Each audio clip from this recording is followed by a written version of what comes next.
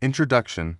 The eternal battle between control and chaos. We are born into a world where the illusion of control is one of the first things we are taught to chase. From the moment we take our first steps, we are told to plan, prepare, predict, and persevere. We are given calendars, career plans, retirement projections. But very few are told the truth. Most things are not in your control, and they never were. Epictetus, a former slave turned philosopher, did not have the luxury of illusions. What he offers in this singular sentence is not a cliché. It is a life raft for modern times, a roadmap to liberation. In a society drowning in anxiety, driven by comparison, obsessed with outcomes, and overstimulated by choice, this ancient wisdom may be the single most subversive and powerful idea we can embrace. This is a journey through the implications of his teaching, applied not just in abstract, but in the very real struggles of modern life, relationships, ambition, social media, mental health, war, climate, and even death. And if we stay with this idea long enough, think it through deeply enough, we may just discover a quiet, durable kind of happiness, one that doesn't depend on applause, algorithms, or the alignment of the stars. Chapter 1. The Illusion of Control in the Age of Anxiety. Walk through any bookstore today, and you'll be flooded with promises of mastery. Master your time. Master your body. Master your thoughts. Master your outcomes. But what they rarely say, what they dare not say, is that there are forces larger than us. Invisible currents that sweep through economies, societies, and even our biology. Why are anxiety, depression, and burnout skyrocketing even as we get wealthier, more connected, and more empowered than ever before? One answer: we've been sold the lie that we can, and must, control everything. We think if we read the right books, follow the right routines, take the right supplements, post at the right times, we will bend life to our will. But when illness hits, when the algorithm changes, when a war erupts halfway across the globe that crashed markets overnight, we are reminded, brutally, that life never signed the contract we drafted for it. Epictetus knew this 2,000 years ago. What he offered was radical not because it was mystical, but because it was honest. He said, "There are things within our control, and things not. Happiness comes from knowing the difference. It is not indifference, it is clarity, and clarity, today, is in short supply." Chapter 2. Social Media and the Addictive Chase for Validation. Imagine waking up, opening your phone, and seeing a stranger's comment tear into your appearance or opinion. Now imagine a different day where the same post gets thousands of likes. One triggers sadness, the other euphoria. Both, however, trap you. Social media has transformed human psychology by exporting our sense of worth to public metrics. We refresh for validation, panic at silence, and spiral when the algorithm buries us. Our self-esteem has been outsourced to a server farm in California. Yet none of this, the likes, the reach, the trends, are within our control. We didn't create the algorithm, we don't decide which post goes viral. We cannot control who follows, who trolls, or who forgets us. So, why do we tie our happiness to something so fundamentally unstable? Epictetus would call this madness, the Stoic alternative. Focus only on what is within your will, your intention, your honesty, your courage in expression.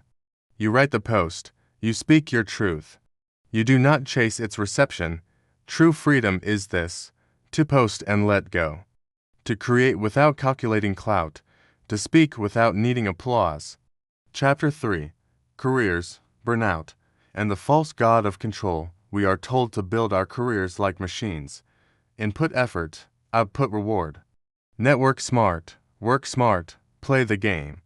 But careers, like all of life, are shaped as much by luck as by skill. How many brilliant people were laid off during COVID? How many startups failed despite great ideas? How many talented artists were never discovered?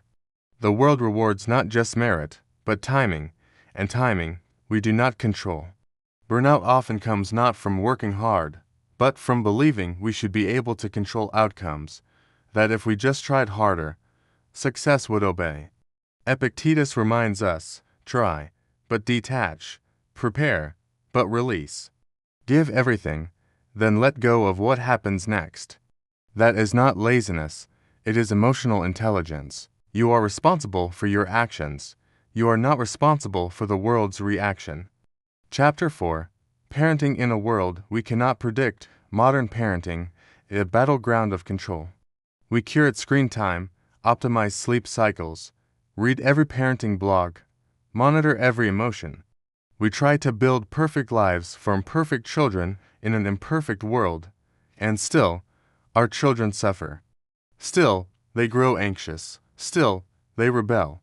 Because like us, they are humanly unpredictable, sensitive, autonomous. And like us, they live in a world full of chaos. A parent can guide, a parent can love, a parent can model. But a parent cannot control the outcome. Epictetus would say, do not measure your success by your child's perfection, but by your own constancy of character. Did you show up with patience? Did you teach by example? Did you love unconditionally? Let go of the rest? Chapter 5. Outrage, Politics, and the Limits of Influence. In the information age, outrage is currency. We scroll from crisis to crisis, doom to doom. We are told to stay informed, stay angry, stay loud. But the truth is, much of what enrages us lies beyond our sphere of control. You can vote, but not dictate elections. You can protest, but not dismantle systems overnight. You can speak, but not guarantee you'll be heard. Epictetus doesn't suggest apathy, he suggests alignment. He would ask, what can you do here and now, in your city, in your community, in your soul? Fix that, heal that, focus there. Happiness is not indifference to injustice. It's the courage to act where you can, and peace in surrendering where you can't. Chapter 6. The Exhaustion of Self-Optimization Productivity, Biohacking, Morning Routines, Mindfulness Apps, Meditation Streaks.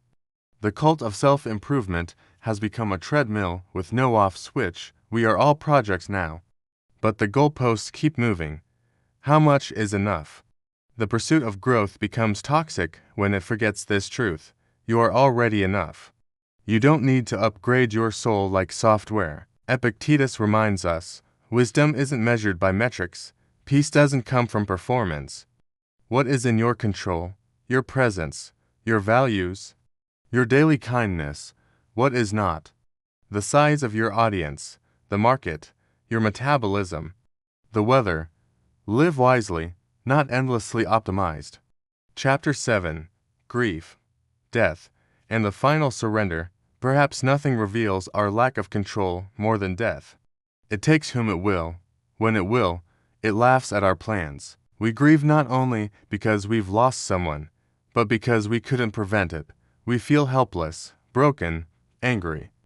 But Stoicism offers us something rare: permission to let go of guilt for what we never could control. You cannot stop death. You can only love fully while life lasts. That is your domain. That is your power. And when your time comes, Epictetus would urge, don't beg for more years. Use the ones you have. Live aligned, not afraid. Chapter 8. Tools for Practicing Letting Go. All philosophy is useless unless it's practiced. So, what does letting go look like? A daily journaling habit. What's in my control today? A meditation cue. Release what isn't mine to carry. A mantra when triggered. Only my response is mine. A question before reacting. Is this within my power? A visual exercise. Imagine placing each worrying into a box and locking it. That box is for fate, not you. Over time, this rewires your nervous system. You stop clenching. You start living. Chapter 9. The Quiet Strength of Surrender. Letting go is not weakness. It is strength dressed in stillness. It's the strength of a person who does their best and walks away with peace. Not pride, not despair. The world doesn't teach us this kind of power, but the Stoics did. Imagine a person who works hard, loves deeply, shows up fully, and still lets life unfold without complaint. That person is not passive. That person is unbreakable. Be that person. Chapter 10: A happiness that cannot be taken. In the end, happiness is not the absence of pain or the presence of comfort. It is the serenity that arises when you stop fighting reality.